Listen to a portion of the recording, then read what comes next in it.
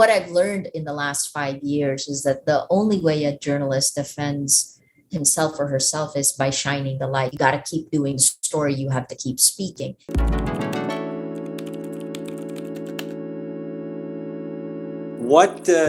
Can you tell us a little bit of what your life has been like since you won the prize on Friday? Oh my gosh. I always thought I was busy.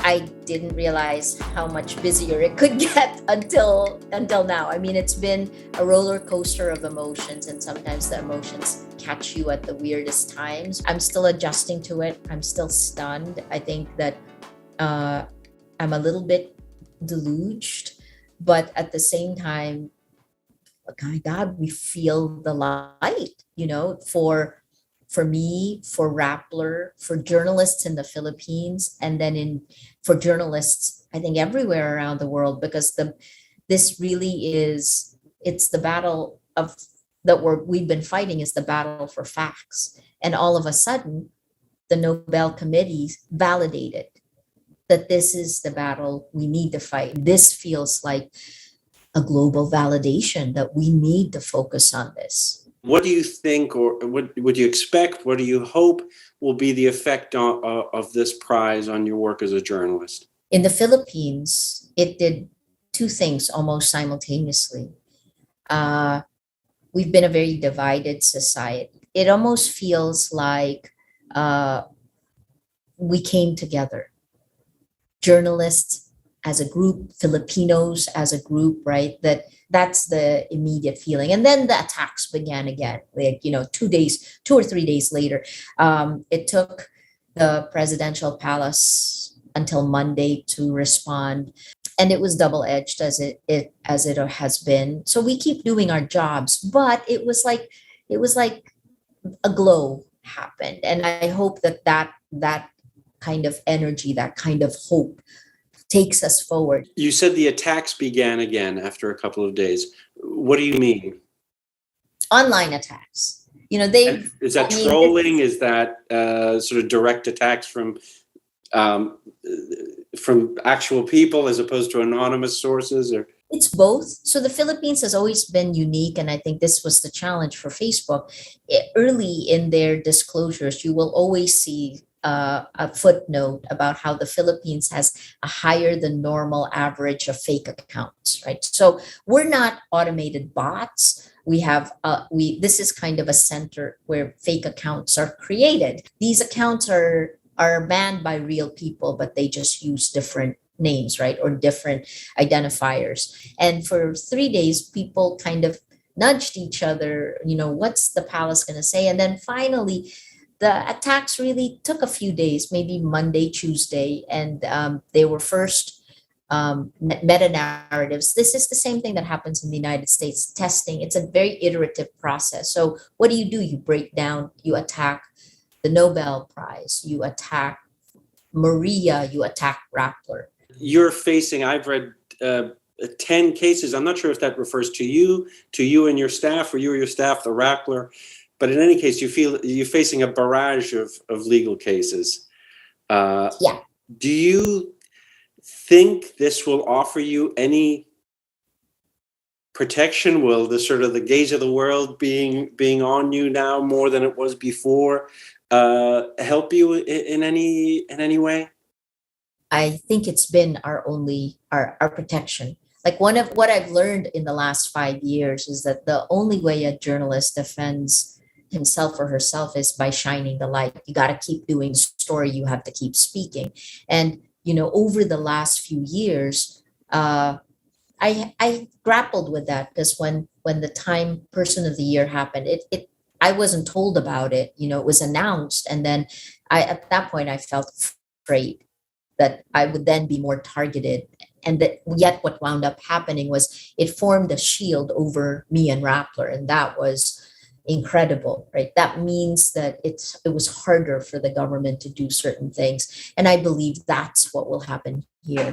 But again, who knows? Again, the last journalist who got this languished in a concentration camp. So does this mean it's going to get better? It's going to get worse? And I think the attitude we're going to take is, we don't know, so we're going to keep doing our best to do our jobs. So I had 10 arrest warrants that were filed against me in less than 2 years. There were 10, me and Rappler. So we both have cases. Every case of Rappler, I'm named in it.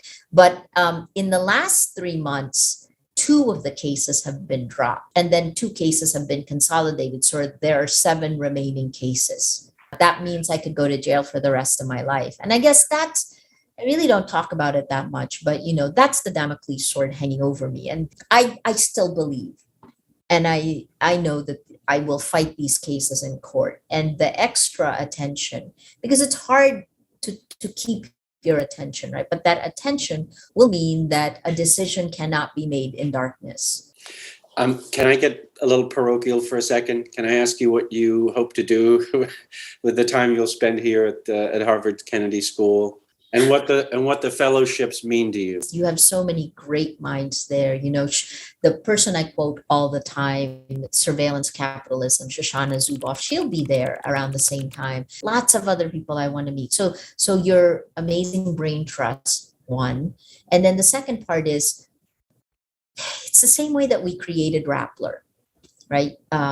We hired, so there were 4 or 5 of us above 40, and then we hired the smartest 20-somethings we could find.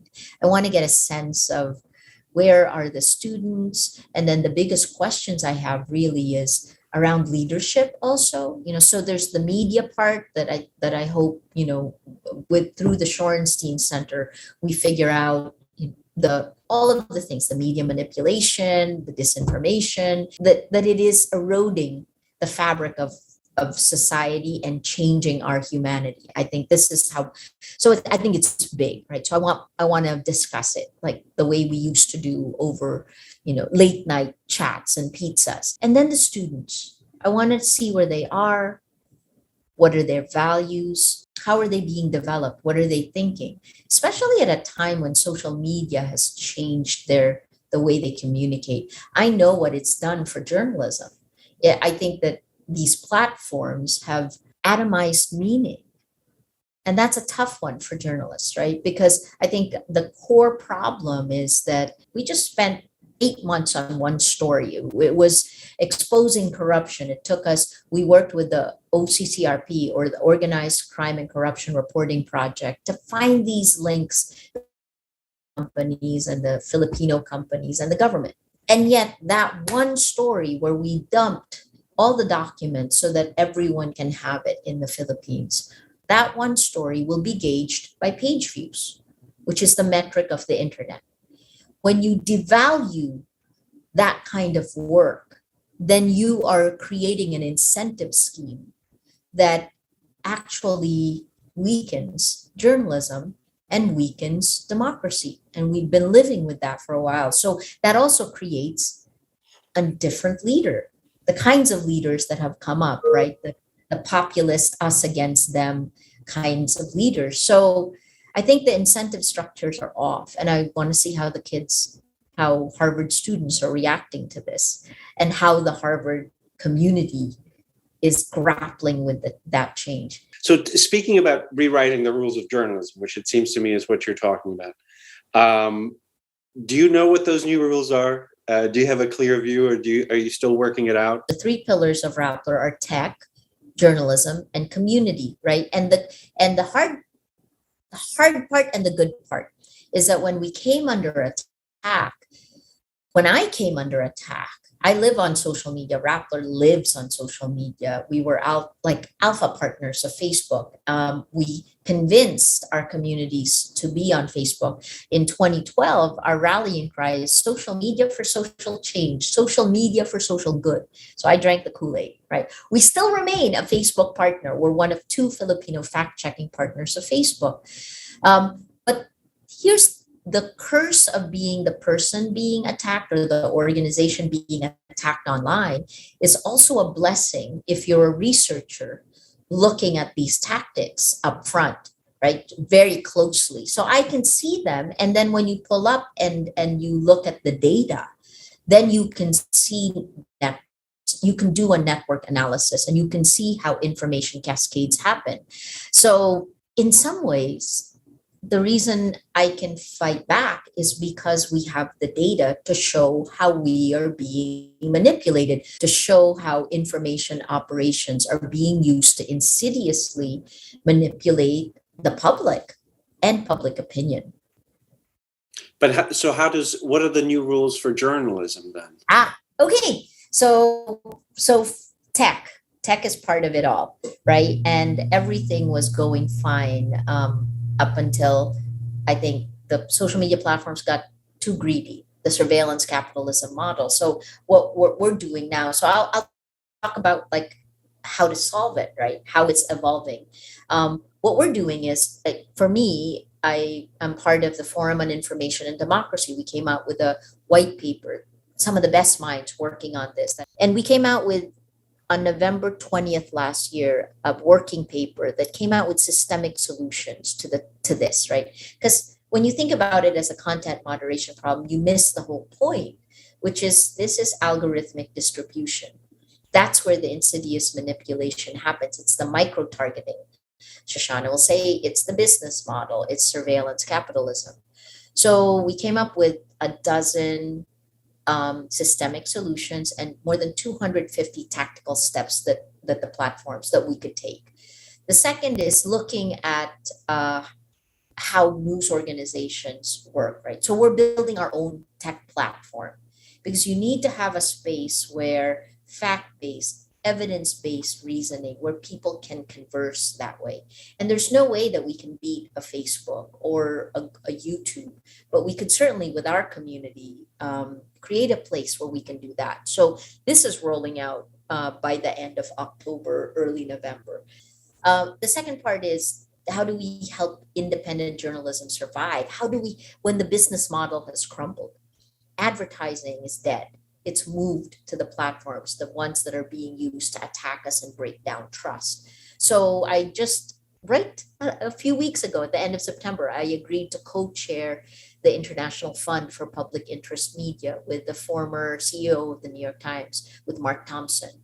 And what we want to do is to find new money, ODA, like right now, as it stands, 0.3% of ODA globally goes to media, right? And now the Nobel Committee just actually spotlighted how important a role journalists play.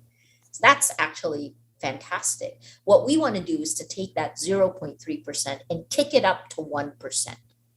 Not that much for every democratic nation, right? If we can do that, we can raise $1 billion a year.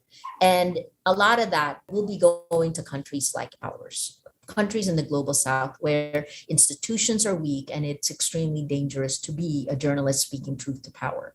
And then finally, the last part is the last leg of this, of the pillar, is as community. Part of the reason that Rappler survived the onslaught is because we have a community that came together around us.